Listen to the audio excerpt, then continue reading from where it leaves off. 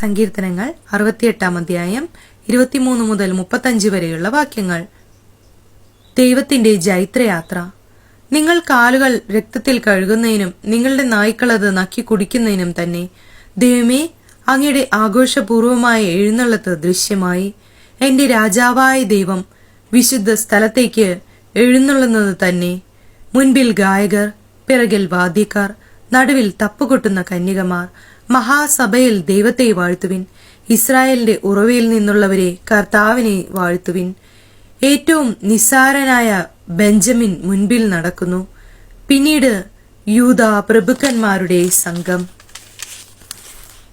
സെബുലൂണിന്റെയും നഫ്താലിയുടെയും പ്രഭുക്കന്മാർ അതിനു പിന്നിൽ. ദൈവമേ, അങ്ങയുടെ ശക്തി പ്രകടിപ്പിക്കണമേ. ഞങ്ങൾക്ക് വേണ്ടി അത്ഭുതങ്ങൾ ചെയ്ത ദൈവമേ, അങ്ങയുടെ ശക്തി പ്രകടിപ്പിക്കണമേ.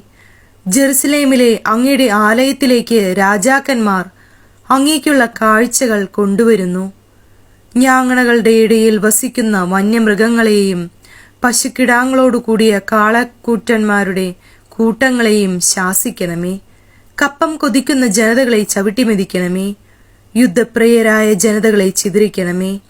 ഈജിപ്തിൽ നിന്ന് ഓടുകൊണ്ടുവരട്ടെ. എത്യോപ്യ ദൈവത്തിങ്കിലേക്ക് വേഗം കരം നീട്ടട്ടെ. ഭൂമിയിലെ രാജ്യങ്ങളെ, ദൈവത്തിന് സ്തുതികൾ ആലപിക്കുവിൻ. കർത്താവിന് കീർത്തനം പാടുവിൻ.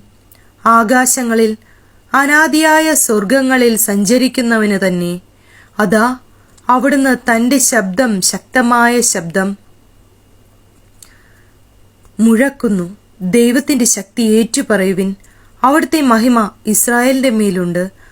അവിടുത്തെ ശക്തി ആകാശങ്ങളിലുണ്ട്. ഇസ്രായേലിന്റെ ദൈവമായ അവിടുന്ന് തന്റെ വിശുദ്ധ മന്ദിരത്തിൽ ഭീതിപ്രദനാണ്. അവിടുന്ന് തന്റെ ജനത്തിന് ശക്തിയും അധികാരവും പ്രദാനം ചെയ്യുന്നു. ദൈവം വാഴ്ത്തപ്പെടട്ടെ. ആമേൻ.